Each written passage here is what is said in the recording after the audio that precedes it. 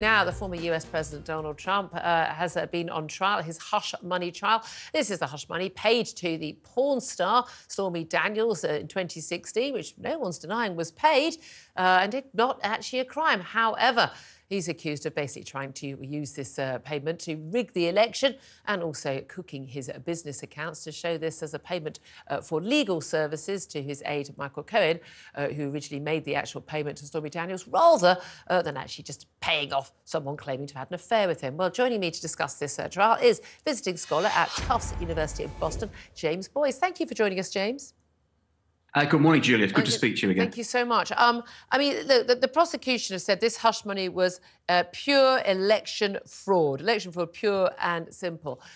That's the thing. This is a more serious claim than he gave some money to a porn star, I should say, which hasn't actually been denied.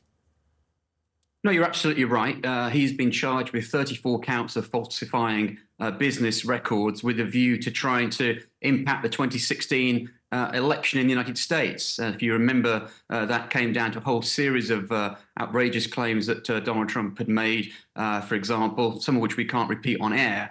And this is just one of those major problems. Of course, the challenge he's got here is that no one is denying that payments were made. We've heard yesterday from David Pecker from the National Enquirer, which was directly involved in this.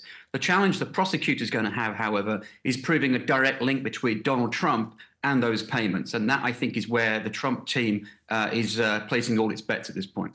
Well, and that's the thing. And how long is this trial going to last? Because the thing for Donald Trump, of course, is the legal cost of this, and crucially, the fact that he's required, because it's a criminal trial, to sit in the courtroom every single day, and he can't be out campaigning, he can't be out raising funds. And not only that, but he's also been advised that he's not allowed to attend other legal hearings which are ongoing, because, of course, this is only one of a series of legal problems that Donald Trump is facing across the country at a federal, state, and previously at a civil level.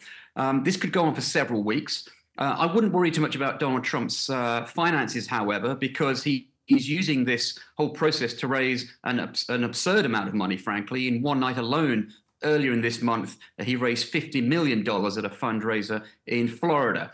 Neither is it directly impacting his standing in the polls, which in direct head-to-head showdown with Joe Biden places both men at about 46, 47%, which is about where you'd imagine. So at the moment, it's difficult to see how this is having a detrimental impact upon Donald Trump politically or financially at this point. It is absolutely fascinating, that, isn't it? I mean, although this looks like to be the only trial that's actually going to come ahead of the presidential election down November the 5th, there is some polling suggesting the independents, the swing voters in key swing states, who are the people who kind of decide the election in such a close-run battle, the huge number of them are saying, ones who support Trump or will be willing to vote for Trump, they would not be willing to vote for him if he were found guilty.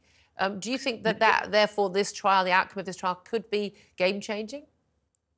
Well, it's possible. I think one of what Trump is hoping for is the fact that because he doesn't need to be found innocent, effectively, to be cleared. What the Trump team is hoping for is for a hung jury. I'm convinced of that. That's why we had so much interest last week in terms of jury selection. You have to have a unanimous verdict in this case. And as I was alluding to at the start of this conversation, I think that his whole approach to this is to introduce that element of doubt. Yes, payment was made, no disputing that. Yes, the goal was achieved. But what Trump will do is distance himself from that and say, well, this has nothing to do with me. This was all one of my underlings. I wasn't doing the books. It was, I didn't make the payment. Yeah, it's going to be fascinating to watch. Such a pleasure to speak to you. Thank you very much indeed for joining us. That's James Boyce, a visiting scholar at Tufts University in Boston.